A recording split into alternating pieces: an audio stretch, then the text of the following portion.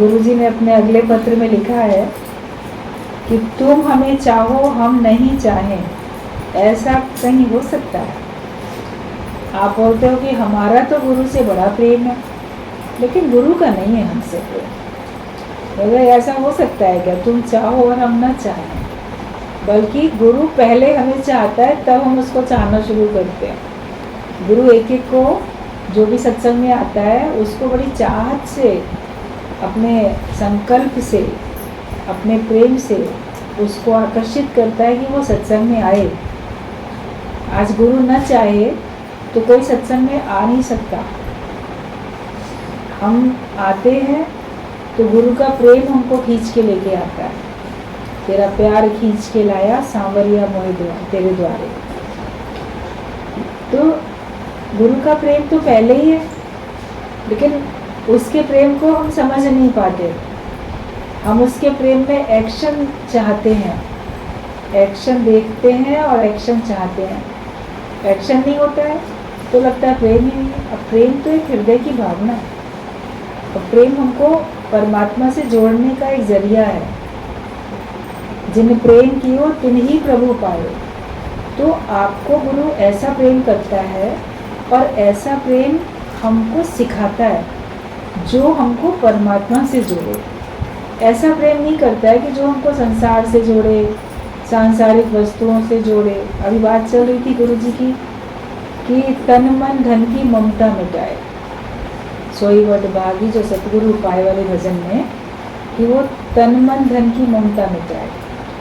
तो हम भाग्यशाली हैं कि हमको जो गुरु सतगुरु मिलता है वो हमको इतना शुद्ध, पवित्र, आत्मिक, हार्दिक प्रेम करना सिखाता है कि हमारे तन की, हमारे मन की, हमारे धन की जो ममता थी वो हट जाती है, और हम हर चीज़ से शुद्ध, पवित्र होते चले जाते हैं। तो ये नहीं सोचो कि गुरु हमको प्रेम नहीं करता है, वो ही एक है जो हमको सच्चा प्रेम करता है। बाकी तो स्वार्थ लाभ करें सब प्रीति, सुर नर मन की यही रीति। संसार में सब आपको स्वार्थ से प्रेम करते हैं, लेकिन सच्चा गुरु हमको निस्वार्थ प्यार करता है। इसलिए उसके प्रेम में हमें शक नहीं करना चाहिए। उसके द्वारा जो भी होता हुआ दिख रहा है किसी के लिए भी, या आपको अपने लिए लगता है, सोचो इसमें मेरी बहुत उन्नति है, इसमें मेरी बहुत भलाई है। अगर गुरु हमारे संग सख्ती भी करता हुआ दिखता है, क्रोध भी करता हुआ दिखता है, तो भी समझो हमारी बड़ी भलाई है, और ये भी उसका प्रेम है। वो हमको माया से, विकारों से, सबसे हमको बचाना चाहता है। और मन कभी कभी बोलते ना, लातों के भूत बातों से नहीं मानते हैं। तो मन में कभी कभी ऐसे हठी विचार हो जाते हैं जो कि सत्संग सुन के हटते नहीं हैं। तो तुम्हारे मन के उन हठी विचारों को निकालने के लिए, अहंकार विकार को निकालने के लिए कभी गुरु सख्ती भी करता है, तो वो भी उसका प्रेम है। तो ये समझ जाओ कि तुम हमें चाहो हम नहीं चाहें तो ऐसा कहीं हो सकता है। तुम जैसे नौजवानों पर तो हमें भी नाज है जो कुछ कार्य कर सके। जो भी सत्संग में आते हैं, यंग हैं, कुछ तन से कुछ मन से, तो गुरु तो हर एक को ही नौजवान करके देखता है। लेकिन जो शरीर से भी यंग हैं, कम उम्र में आ गए हैं, तो उनके ऊपर तो गुरु को और नाज होता है कि ये ज्ञान का कार्य कितना कर सकते हैं, कितना दूर दूर तक जाके हर एक को ज्ञान का संदेश दे सकते हैं। इनके तन में, मन में शक्ति है, तो उनके ऊपर तो और भी नाज होता है। और खास करके इसलिए कि इन्होंने यंग एज में ही अपने को माया रहित किया। संसार का आकर्षण इनको प्रभावित नहीं करता, अपनी ओर आकर्षित नहीं करता। तो ऐसे आने वालों पर तो गुरु को बहुत नाज होता है कि जिस उम्र में लोग माया के दीवाने हुए जा रहे हैं, दौड़े जाते हैं माया में, उस उम्र में कोई भगवान की तरफ आ रहा है। तो कितने अच्छे ये विचार हैं, कितने अच्छे संस्कार हैं। ऐसे लोगों पे तो गुरु को भी बड़ा नाज होता है, फख्र होता है कि ये कितना कार्य कर सकते हैं, जिनके उत्साह व उमंग अभी जवान है। कुछ उम्र किसी की बड़ी है, कोई प्रौढ़ावस्था में है, कोई वृद्धावस्था में है, अवस्थाएं होती हैं। तो उसमें युवावस्था में कोई आया है, तो कोई प्रौढ़ावस्था में, कोई वृद्धावस्था में। लेकिन किसी भी अवस्था में, किसी भी उम्र में आप आ जाते हो, आपके अंदर उत्साह और उमंग वो जवान रहना चाहिए। अगर आपका उत्साह उमंग जवान है तो गुरु नानक देव ने बोला है कि गुरुमुख कभी बूढ़े नहीं। जो गुरुमुख होते हैं वो कभी बूढ़े होते ही नहीं हैं, क्योंकि उनके अंदर उत्साह और उमंग भरा रहता है। तो जिसमें उत्साह उमंग है उसके ऊपर तो गुरु को नाज होता है। आपकी एज कितनी भी बड़ी हो जाए, लेकिन आपका जोश कभी कम नहीं होना चाहिए। सत्संग के प्रति, ज्ञान के प्रति, निष्काम कार्य के प्रति हमारा जोश कभी भी कम ना हो। तो जिनके उत्साह व उमंग अभी जवान है, कुछ करने का शौक हो, जो कार्य जोश वालों से होता है वो होश वालों से नहीं होता है। जिसके अंदर जोश होता है ना, वो हाई जंप, लॉन्ग जंप कर सकता है, वो बहुत माया से ऊंची जंप लगा सकता है। जोश होना चाहिए।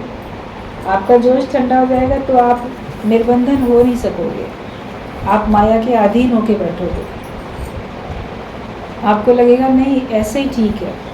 जैसे यंग एज में कोई रिस्क ले पाता है, ओल्ड एज में रिस्क नहीं ले पाता है, उसका इतना उसको अपने पे कॉन्फिडेंस नहीं होता और उसको जोश भी कम हो जाता है। सेना में जो जाते हैं सैनिक, उनके अंदर में यंग एज और जोश और उमंग भरा जाता है। आप जब वीर रस से भरे हुए कविताएं पढ़ो, वीर रस से भरे हुए गाने सुनो, तो आपके अंदर भी तो जोश आता है। जिस प्रकार का आप, जैसा माहौल है और जिस प्रकार का जो कुछ आपको सुनने को मिल रहा है, उस हिसाब से आपके अंदर में भी वही विचार भरते चले जाते हैं। सत्संग में आके बैठते हो तो सत्संग के विचार आपके अंदर भरते हैं। उपजे चाह साधु के संग, साधु संगत के बीच में बैठने से आपके अंदर भी चाह उपजती है। तो जोशीले व्यक्तियों के साथ बैठने से आपके अंदर जोश आएगा। और नीरस और ऐसे ही ठंडे ठंडे स्वभाव वाले लोगों के बीच में बैठने में आपको भी सुस्ती और आलस्य आने लगेगा।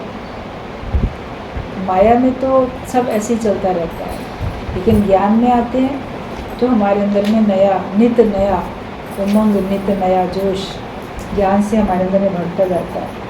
और जो कार्य जोश वाले कर सकते हैं वो होश वाले नहीं कर सकते। होश वाले मतलब कि जो बहुत लाभ हानि को सोचेंगे, इतना नफ़ा नुकसान देख के कदम बढ़ाएंगे, अपना फ़ायदा देखेंगे, फिर कार्य करेंगे, इसमें मेरा क्या फ़ायदा है। अपना फ़ायदा सोचने वाला व्यक्ति निष्कामी नहीं हो सकता है। हम सोचें कि सबका फ़ायदा मैं कैसे कर सकता हूँ। ज्ञान हमको अपने लिए रखना है, सत्य हमको अपने लिए रखना है, और प्रेम हमको सबको देना, दूसरों को देना। ईश्वरीय प्रेम सबको दोगे ना, आपके द्वारा ऐसा प्रेम दूसरे को मिले जो उसके अंदर भक्ति को प्रकट कर दे, जो उसके अंदर जोश जगा दे परमात्मा को पाने का, माया रहित होने का, अपने को मुक्त करने का जोश जगा दे। ऐसा भाव आप दूसरे को देते चले जाओ तो वो जोश वाला जो होता है वो काम कर लेता है। बाकी लोग जो है नहीं कर पाते हैं, आज का काम कल पे टालेंगे या हमसे हो नहीं पाएगा ये कह के वो शांत बैठ जाते हैं। तो कोई किसी को जोश दिला के परमात्मा तक पहुंचाए, ये कार्य कोई विरला कर पाता है, हर एक कोई थोड़ी कर पाता है। और ये आर्ट भी किसी किसी को होता है, किसी के हृदय को जीतने का। ये आर्ट हर एक के अंदर में नहीं आ पाती, किसी किसी के अंदर आती है जो दूसरे के दिल को जीत पाता है। जब अपना आप करके देखेगा, उसकी उन्नति का विचार अपने अंदर रखेगा, उसको भगवान से योग लगाने के लिए प्रयत्न करेगा, तो दूसरे का दिल जीतेगा, क्योंकि वो उसको सत्य का मार्ग दिखा रहा है। बाकी तो सभी ज्ञान सुनकर फिर शांत होकर बैठते हैं, किंतु पुरुषार्थी कहता है ये जन्म तुम्हारे लेके, और इस कार्य में जुट जाता है। बाकी जिनके अंदर में जोश नहीं है, वो ज्ञान सुन के बड़े शांत होकर बैठ जाते हैं। बहुत अच्छा सत्संग, बहुत बढ़िया, बड़ा जीवन बन गया, अब कोई परेशानी नहीं, जैसे वो केवल अपने लिए सुन के बैठ जाते हैं। होश वाले व्यक्ति सत्संग केवल अपने लिए लगा के बैठ जाते हैं, लेकिन जोश वाला जो होता है वो सबके लिए चल पड़ता है। अपने लिए तो लगाएगा ही, क्योंकि अगर आप ना करें तो क्या होगा? आवत जावत जन्मे मरे। दूसरों को तो कहे पर उपदेशे आप ना करें, दूसरों को उपदेश देता जाए, खुद ना करे, तो ऐसा व्यक्ति तो आवत जावत जन्मे मरे, जन्म मरण के चक्कर में आएगा जाएगा। तो ज्ञान तो पहले अपने लिए खुद को लगाना, और फिर आपको अपने जीवन में उतार के तब दूसरे के लिए बोलना, तब असर भी होता है, वरना असर नहीं होता है। वो दृष्टांत कितनी बार आप सब लोगों ने सुना है कि संत के पास अपने बच्चे को लेके गई एक महिला, कहती है गुड़ बहुत खाता है, मानता नहीं, इतना मीठा खाता है, इसके सब दांत में कीड़े लग जाएंगे, खराब हो जाएगा, मानता नहीं है। आप कह दो संत जी आपकी बात मान लेगा, ये गुरु की बात मान लेगा बच्चा। तो संत ने कहा अच्छा ठीक है, इसको तो 8 दिन बाद लाना हमारे पास। बोली ठीक बात है, वो तो रोज़ आती ही थी सत्संग में। 1 हफ्ते बाद वो फिर अपने बच्चे को लेके आई, तो संत ने उसको बड़े प्यार से अपने पास बुलाया, प्यार से देखा, बड़े प्यार से बोला बेटा ज़्यादा गुड़ नहीं खाया करो, ज़्यादा मीठा नुकसान देता है, इसलिए अपना नुकसान नहीं करो, तुम गुड़ मत खाना आज से ज़्यादा। बड़े प्यार से बोला एक बार, बच्चा हंस दिया, मुस्कुराता, हाँ नहीं खाऊंगा, आज से बिल्कुल गुड़ नहीं खाऊंगा, जितना माँ बोलेगी, जितना माँ देगी उतना ही खाऊंगा, मैं नहीं खाऊंगा। इतनी बातचीत हुई तो वो महिला कहती है संत जी इतनी सी बात ही अगर केवल कहनी थी, वो तो आप 1 हफ्ता पहले भी कह सकते थे। 1 हफ्ते के बाद बुलाया और यही कहा।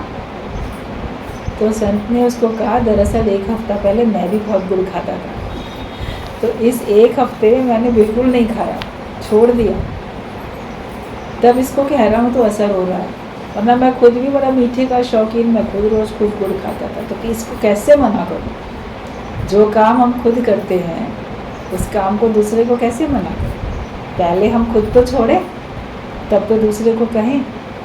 तो जब ब्रह्म ज्ञानी होते हैं वो ऐसे ही करते हैं, ज्ञान को पहले अपने जीवन में लगाते हैं, फिर दूसरे को बोलते हैं।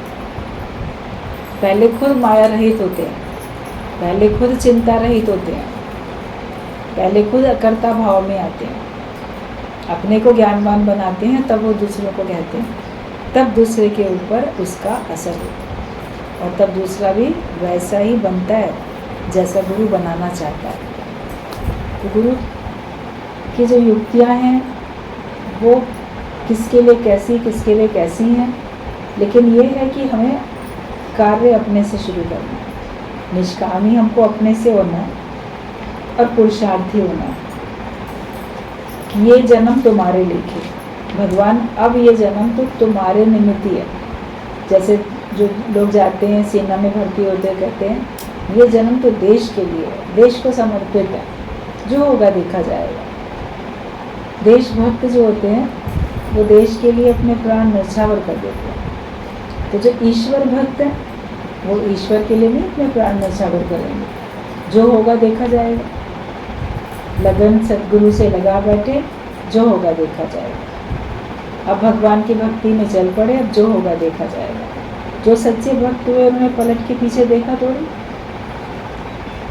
केवल 2-3 लोगों के नाम आपको पता है, ध्रुव का, प्रहलाद का, मीरा का, औरों के तो नाम तो पता ही नहीं। क्या इतने सतयुग से लेके आज तक इतने बार ये चारों युग कितनी बार आए? एक ही बार नहीं आए, कई बार चारों युग आते रहते हैं। तो उसमें क्या केवल 3 ही लोग ने भक्ति की थी? तुमको तो 3 ही नाम पता है, 4 नाम पता होंगे। भक्ति तो बहुत लोगों ने की है। तो ऐसी भक्ति करो जो तुमको परमात्मा से जोड़ दे। नाम तुम्हारा हो या ना हो, किसी का नाम हो जाता है, लिख दिया किसी ने, आ गया शास्त्रों में, उसकी बात हुई। बाकी कितने तो इतना भक्ति करे पाताल में, बहुत छिपे रूप में भक्ति करते हैं, भगवान से मिलकर एक होते रहते हैं। हमें अपना नाम करने की नहीं फिक्र हो, हमें तो परमात्मा से मिलने का जोश हो कि मेरा योग लग जाए भगवान से। तो हमें कैसी भी बाधाएं आए, हमको इस काम में आगे जुट जाना है। और ये जन्म भगवान तुम्हारे लिए, यही सोचना है, अपना सुख हमें नहीं लेना। आगे बढ़ा कदम, रुकना तेरा काम नहीं, चलना तेरी शान। आगे कदम बढ़ा दिया सत्संग की राह में, तो अब रुको नहीं, इसी में उन्नति करो। इसी में उन्नति करने में तुम्हारी शान है। और सत्संग में आके भी उन्नति नहीं करते हो तो लोग फिर आपको बदनाम करेंगे। इतने साल से ये सत्संग में जाता है, अभी तक तो इसका स्वभाव नहीं बदला, अभी तक इसका क्रोध नहीं गया, इसके विकार नहीं गए, इसकी जो आदतें दूसरे को पसंद नहीं आती थी वो आदतें नहीं गई, तो इसका सत्संग में जाने से फ़ायदा क्या? लोग टोकेंगे ना। तो हमें ज्ञान के हिसाब से अपना जीवन तुरंत तो बनाना है और आगे वो बढ़ना है, मतलब ज्ञानवान बनना है, तभी हमारी शान है। बाधाएं तो आएंगी, पर जो बाधाओं को पार करता जाए वो ही सच्चा वीर है। बाधाएं आती हैं, लेकिन जो बाधाओं को पार करता है वो ही सच्चा वीर है। और गुरु सिखाता है, वो खुद जंप देके हमको जंप करना सिखाता है। एक दिन अभी टीवी में देख रहे थे, जैसे जंगल न्यूज़ आती है, कुछ आता है प्रोग्राम, ऐसी बाई चांस देख रहे थे, तो जो बाघ है, बाघिन, वो अपने छोटे बच्चे को कैसे सिखा रही थी, दूर से उसके फ़ोटो लेके दिखा रहे थे कि वो बड़ी बड़ी जंप लगा के नदी को पार करना। तो जहाँ पत्थर हैं, थोड़े टीले हैं, कई ऐसी जगहें भी होती हैं नदियाँ जहाँ पे बीच बीच में थोड़ा सा कुछ ऊंचा पत्थर दिखता है उस पार जाने के लिए, तो वो इधर से जंप लगा के दूसरे आगे वाले पत्थर पे जंप लगा के खड़ी हो जाती थी। उसका छोटा बच्चा उसको देख के डर रहा है, पहले तो पानी में जाने से, आगे जाए पीछे जाए क्या करे, मगर उसको जाना ही है, उसकी माँ उधर चली गई, उसको सिखा रही है, तो वो भी फिर जंप लगा रहा है, पूरा नहीं पहुंच पा रहा, पानी में गिर गया तो तैर के चला गया ऊपर, फिर वो जंप लगाना सिखा रही, तो फिर जंप लगा दे रहा, आखिरकार जा रहा है, सिखाती है।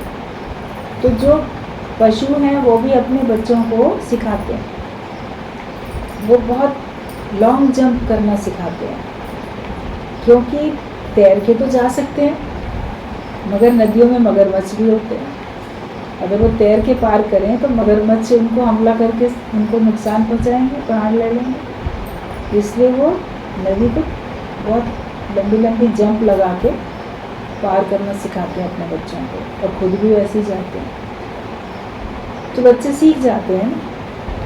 पक्षी अपने बच्चों को सिखा देते हैं, पशु अपने बच्चों को सिखा देते हैं, सब जिन्होंने कुछ सीखा सिखाते हैं। तो गुरु भी तो अपने बच्चों को सिखाएगा ना, माया से पार लगना, इस भव सागर से पार लगना गुरु भी सिखाता है। बीच में अगर हम इसमें रह गए तो फिर कितनी और समस्याएं हैं, कितनी और बाधाएं हैं, वो आपको बीच में घेर लेंगी, तो फिर आप तो नहीं पार लग पाओगे।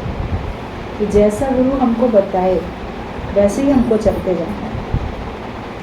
तो जो बाधाएं आएंगी, पर बाधाओं को पार करते जाना है, तो वो ही सच्चा वीर है। जो अपने सिर पर कांटों का ताज पहन सकता है, उसी के सिर पर विजय का सेहरा बांधा जाता है। अगर आप अपने सिर पे कांटों का ताज पहन सकते हो, मतलब कष्ट सह सकते हो, तभी तुम्हारे पर सुखों का सेहरा भी बन सकता है। हम कष्ट तो सहना नहीं चाहते और पाना बहुत कुछ चाहते हैं, तो सहनशीलता भी तो रखो पहले। आप दुखों से, कष्टों से अगर घबराते हो तो फिर आपको कहाँ से सुख आपके सर पे हमेशा रहेंगे। जो परिस्थिति आती है उसका मुकाबला करना सीखो, उसका सामना करना सीखो। क्राइस्ट का नाम पहले जीसस था, परंतु जब उसने कुर्बानी के क्रॉस पर अपने को चढ़ा दिया तब उसका नाम जीसस क्राइस्ट पड़ गया। क्रॉस पे चढ़ा तो क्राइस्ट हो गया उसका नाम, जीसस क्राइस्ट। अकेला क्राइस्ट भी कितना बोलते हैं उसका नाम, पूरा जीसस क्राइस्ट थोड़ी बोलते हैं। वो भी जब वो क्रॉस पे चढ़ा तब उसका नाम पड़ा। मतलब कष्ट सहे और उनका मुकाबला किया, उससे घबराया नहीं। तो आज कितना उसका नाम है, कितना उसके फॉलोवर्स हैं, उसके नाम का पूरा धर्म है। क्रिश्चियन जो धर्म है उसी के नाम से चलता है भाई। उनका तो खुदा ही वही है, उनका तो पैगंबर वही है, भगवान। उसने कहा I am son of God, मैं भगवान का बेटा हूँ। डायरेक्ट कहना मना था उस समय पे, अपराध था अपने को भगवान कहना। तो उसने कहा मैं भगवान का बेटा हूँ। तो भगवान का बेटा भी तो भगवान ही होता है। बंदर का बेटा बंदर होगा, गाय का बेटा गाय होगा, इंसान का बेटा इंसान होगा, भगवान का बेटा भगवान होगा। जो जिसका बच्चा होता है वो बहु वैसे ही तो होता है। आप सब लोग कहते हो तुम माता पिता हम बालक तेरे, सब कहते हैं तुम ही हो माता पिता तुम ही हो। जब भगवान के बच्चे तुम हो तो तुम्हारे अंदर भगवान वाले सारे लक्षण हैं तो, मगर सोए हुए हैं, उनको जगाता गुरु है। अभी आज जैसे देव उठान एकादशी कहलाती है, तो हमारे अंदर के देवत्व को गुरु जगाता है ना। जो हमारे अंदर का दैवी स्वभाव है उसको जगाता है। वो जागृत हो जाए तो समझो हमारी देव उठान एकादशी है। हमने अपना मन, अपना सारी इंद्रियां सब वश में की हुई हैं और हमारे अंदर का जो सद्गुण थे, जो देव था हमारे अंदर, परमात्मा सत्य, वो जागृत हो गया। और फिर उसकी सहायता से आप कार्य करते। मनुष्य के अंदर देव भी है, दानव भी है। उसके कार्यों से, उसके विचारों से, उसकी भाषा से वो प्रकट होता है और जैसे भाव होते हैं वैसे ही वो बन जाता है। देवताओं वाले भाव होंगे तो देवता जैसे आपके कर्म होंगे, भाषा होगी। दानवों वाले होंगे तो दानवों जैसे आपकी भाषा, आपके कर्म होंगे। तो अपने अंदर के जो दानव वाले जो स्वभाव है उनको सुषुप्त अवस्था में रहने दो, सो जाने दो और अपने देवता को जगाओ, अपने अंदर के सत्य को जगाओ और फिर उसी की रोशनी में कार्य करो, उसी की गाइडेंस में कार्य करो। तो फिर आपके जीवन में वाकई लोग कहेंगे कि ज्ञान है, भगवान है। और अगर वैसे नहीं करते हो तो भगवान, कोई नहीं बोलेगा तुम्हारे अंदर भगवान है। तो भगवान के बच्चे होके भी हम भगवान जैसे नहीं होते, क्योंकि हमने अपने भगवान वाले लक्षणों को ना थपकी दे के सुला रखा है। तो उनको जगाओ। सत्संग में आते हैं तो वो जागते हैं। विवेक हमारा जागृत होता है और विवेक के जागृत होने से हमारे अंदर सारे सद्गुण जागृत हो जाते हैं। जब तक आपका विवेक खुला हुआ नहीं है तब तक आपके जो गुण हैं कुछ आपको जागृत अगर दिखते भी होंगे तो उसमें थोड़ा आसुरी स्वभाव होगा, मतलब कि उसमें स्वार्थ और कर्तापना होगा। संसार में बिना ब्रह्म ज्ञान के जो भी कोई सत्कर्म अच्छे काम करता दिखता है, जिसके स्वभाव अच्छे हैं, जो बहुत अच्छे अच्छे कार्य करता है, सद्गुण उसके अंदर में हैं, लेकिन उसके अंदर कहीं ना कहीं जीवभाव, कर्तापना है, अहंकार है, स्वार्थ भी, भले कम मात्रा में है लेकिन है। स्वार्थ नहीं है तो कर्तापना है, अहंकार है, मैंने इसकी मदद की, मैंने इसके लिए ये किया। कहीं अहंकार नहीं है, सहज हो गया तो स्वार्थ अंदर में छिपा, मैंने किया था इसको भी मेरे लिए समय पे करना चाहिए था।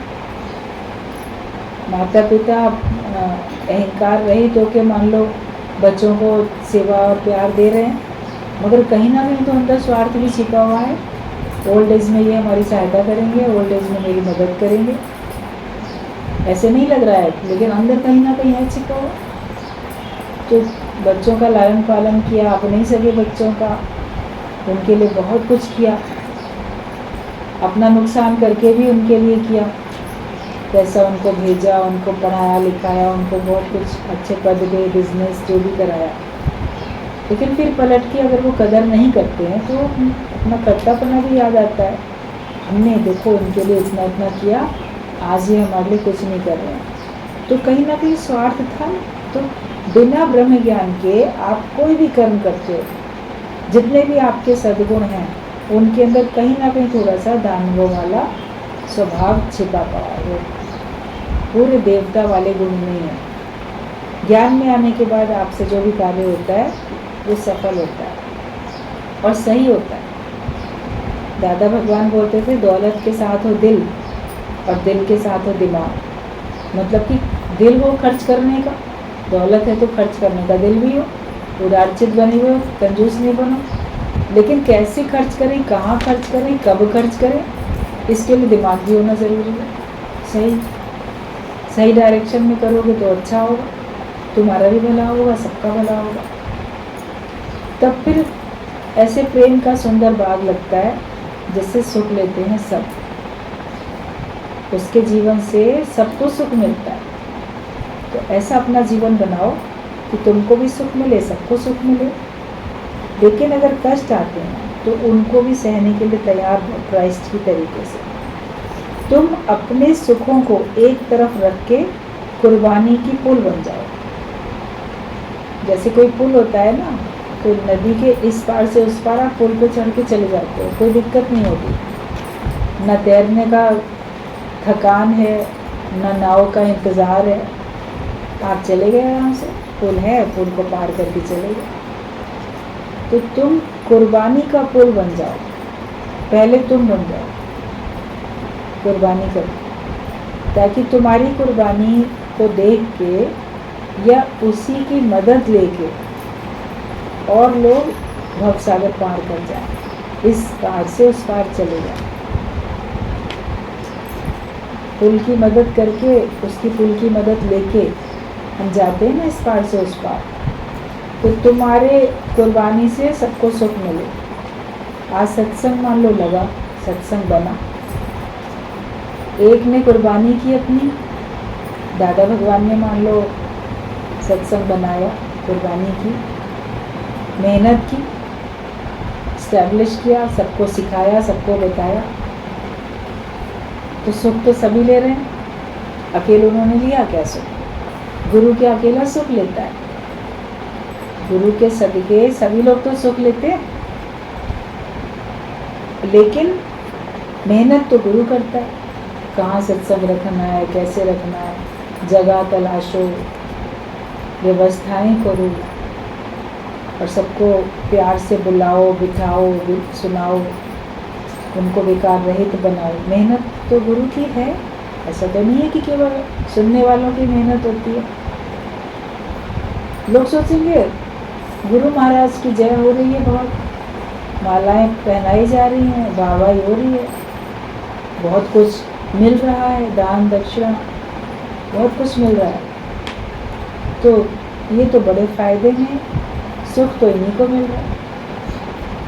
क्या तुम सबको, सुनने वालों को सुख नहीं मिल रहा होता? अब वो तो उसके लिए, ब्रह्मज्ञानी के लिए पूजा भेंट तो एक बोझ है।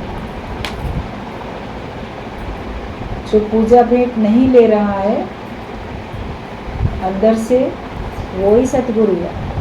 साधु सो सतगुरु मोए भाए, वो ही भाता है हर एक को, लोभी लालची संत थोड़ी भाएगा किसी को। तो गुरु अपनी कुर्बानी करता है, उसने अपने सुखों की तिलांजलि दी, वो खुद बैठता है जोत जला के, तब कोई आता है। सत्संग ना रखा जाए तो सब इधर उधर हो जाते हैं, तो सबको ऐसे समेट के बैठना भी तो एक बड़ा काम होता है। तो तुम अपने सुखों को एक तरफ रख के कुर्बानी की पुल बन जाओ, वरना अपना सुख तो सब लेके बैठ जाते हैं। बहुत सर्दी है नहीं जाएंगे, बहुत गर्मी है तो नहीं जाएंगे, कोई मेहमान आ गए तो नहीं जा रहे हैं, कोई कुछ है तो नहीं जा रहे हैं, हमें सुख नहीं मिल रहा है इसलिए नहीं जाते हैं। तो गुरु तो सुख देने जाता है, तुम्हें भी सबको सुख देने के लिए जाना है, लेने के लिए नहीं। ये जीवन दे डालो सभी के लिए, पता नहीं कितना वक्त बाकी है, इसे यूं ही ना गवाओ। श्वासों पर एतबार नहीं, वक्त हमें खोना नहीं। श्वासों पे तो किसी का एतबार है ही नहीं, भरोसा क्या कर सकते हैं श्वासों पे। और वक्त हमें खोना नहीं, ये वक्त हमको फिर खोना नहीं है। आज भी पॉइंट चली कि जब तुम माया में जाते हो तो अपने से पूछो कौन सी इच्छा तुम्हें लोकारीत में लेके जाती है।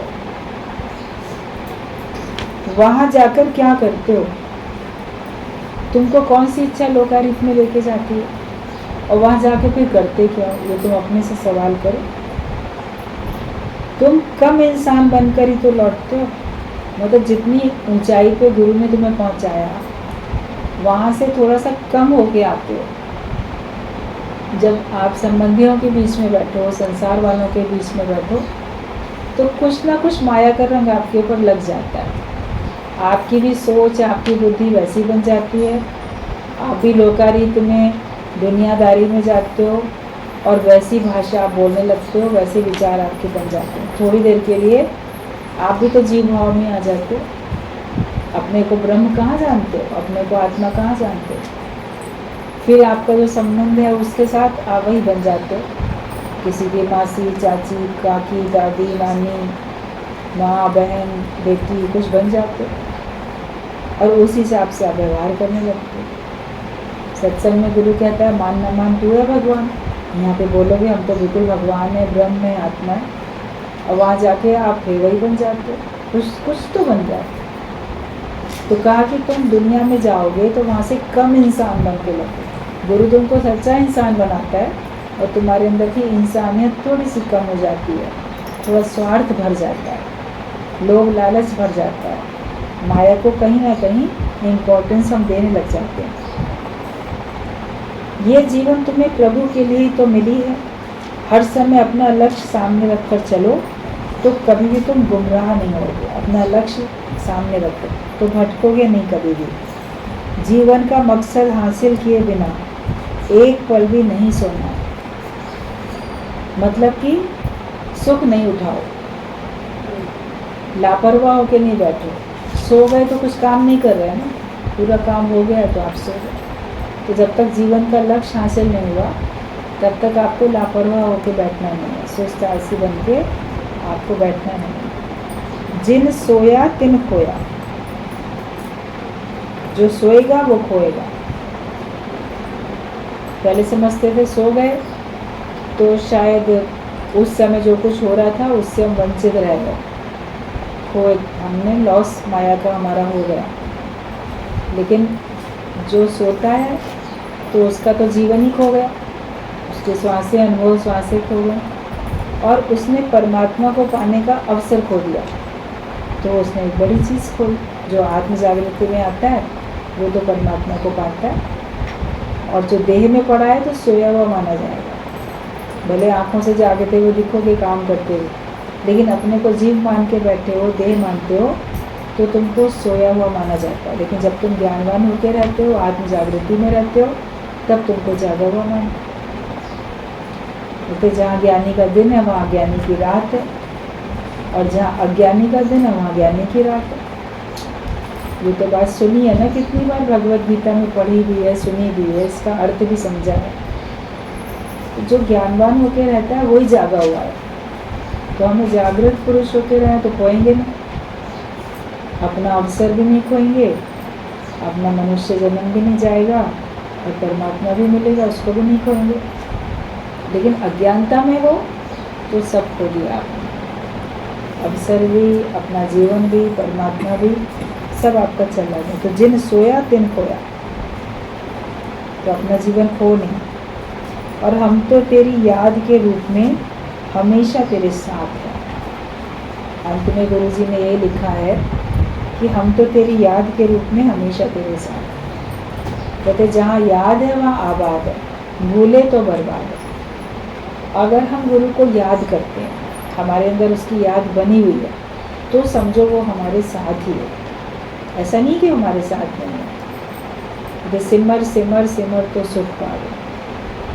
अगर हम भगवान के सिमरन में भगवान को याद कर रहे हैं तो भगवान हमारे साथ है। भूले हुए हैं तो वो हमारे साथ नहीं है, उन्हें हमने भुला रखा, तब तो हमारा जीवन ही बर्बाद है पूरा पूरा। तो कभी ये नहीं सोचो कि हम गुरु के साथ नहीं है, गुरु हमारे साथ नहीं है। याद है तो समझो मेरे साथ, याद के रूप में तो सदा ही हमारे साथ भगवान है, क्योंकि हम भगवान को हमेशा याद करते हैं। और सदा हमारे साथ गुरु है, क्योंकि हम उसको याद रखते हैं, उसको कभी हम भूलते नहीं हैं, इसलिए वो हमारे साथ है। और उसका साथ लेके हम इस भव सागर से आसानी से पार हो जाते हैं। हम लोगों का